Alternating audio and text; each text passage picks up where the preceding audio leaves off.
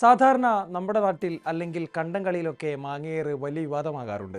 നിയമവിരുദ്ധമായ ആക്ഷനുകളുടെ പേരിലുള്ള വിവാദങ്ങൾ അന്താരാഷ്ട്ര ക്രിക്കറ്റിലും പുതിയ സംഭവമല്ല.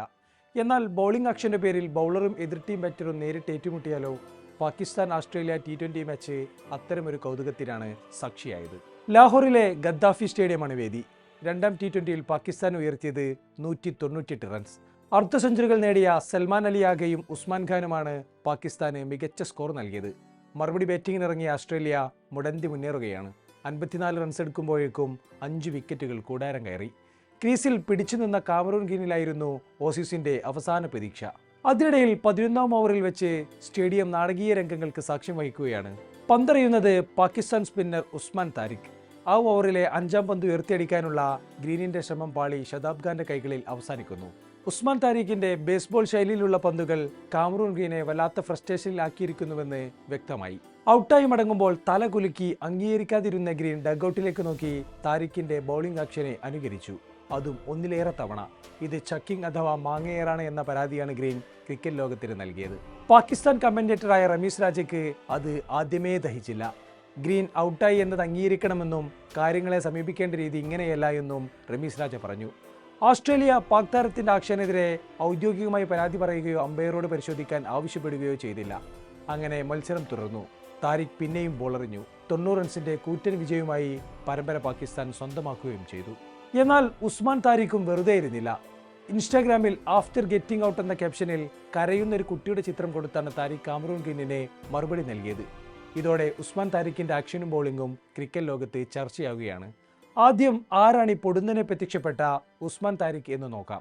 6 അടി ഉയരക്കാരനായി 28-കാരൻ മിസ്റ്ററി സ്പിന്നർ എന്ന ടാഗ്ലൈനിൽ കുറച്ചു കാലമായി പാകിസ്ഥാൻ ക്രിക്കറ്റ് ലോകത്ത് ചർച്ചയായുണ്ട്. വരവിനോടൊപ്പം തന്നെ അദ്ദേഹത്തിന്റെ ആക്ഷനും വിവാദമായിട്ടുണ്ട് എന്ന് പറയാം. ആക്ഷനിലുള്ള സംശയം കാരണം പാകിസ്ഥാൻ സൂപ്പർ ലീഗിനിടെ 2 തവണ ലാഹോറിലെ നാഷണൽ ക്രിക്കറ്റ് അക്കാദമിയിൽ ആക്ഷൻ പരിശോധന നടത്തിയെങ്കിലും ക്ലിയറൻസ് നൽകുകയായിരുന്നു.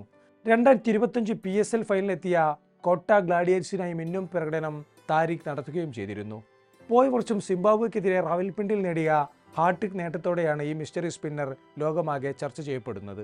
ഉസ്മാൻ താരിഖിന്റെ ബോളിംഗ് ആക്ഷൻ നമ്മൾ ഇതുവരെ കണ്ടതിൽ നിന്നും തികച്ചും വ്യത്യസ്തമാണ്.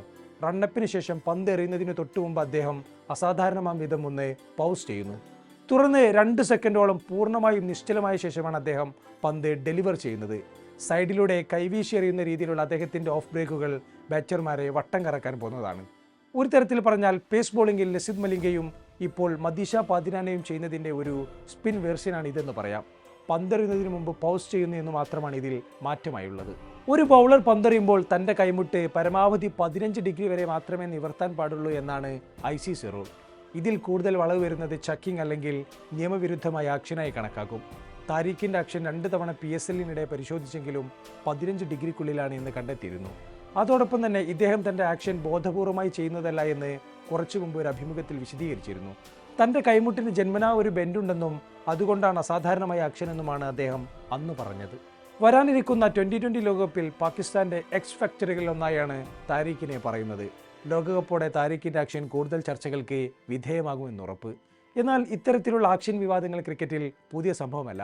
1995 മെൽബൺ ടെസ്റ്റിൽ മുത്തയ്യ മുരളീധരന്റെ പന്തുകൾ അമ്പയർ ഡാരൻ ഹെയർ നോബോൾ ആണെന്ന് വിധിച്ചത് വലിയ വിവാദമുണ്ടാക്കിയിരുന്നു. അതിനെതിരെ അന്ന് ലങ്കൻ ക്യാപ്റ്റൻ രണതുംഗ വീരോചിതം പോരാടുകയും ചെയ്തു. ഒടുവിൽ ICCയുടെ പരിശോധനയിൽ മുരളി ക്ലിയറൻസ് നേടുകയും ചെയ്തു. പാകിസ്ഥാൻ ബോളറായ സയ്യിദ് അജ്മൽ ലോകത്തിലെ 1ാം നമ്പർ T20 സ്പിന്നറായി വിലസുമ്പോഴാണ് അദ്ദേഹത്തിന്റെ കൈമുട്ട് ദൂസറയ്ക്കിടെ 40 ഡിഗ്രി വളയുന്നതായി കണ്ടെത്തിയത്. പിന്നീട് ആക്ഷൻ പരിഷ്കരിച്ച് സയ്യിദ് അജ്മൽ എത്തിയെങ്കിലും ഒരിക്കലും പോയ കാലത്തെ മിടുക്കുണ്ടായിരുന്നില്ല. പല തവണയായി ആക്ഷനിൽ പിടിക്കപ്പെട്ടയാളാണ് സുനിൽ നരൈൻ. ഇതുമൂലം പലതവണ ആക്ഷൻ പരിഷ്കരിച്ചാണ് നരൈൻ ഇപ്പോൾ പന്തെറിയുന്നത്. ICC നിയമപ്രകാരവും ICC അംഗീകാരമുള്ള ലാബുകളിലെ പരിശോധന പ്രകാരവും നിലവിൽ ഈ ആക്ഷനിൽ പ്രശ്നമുണ്ട് എന്ന് പറയാനാകില്ല.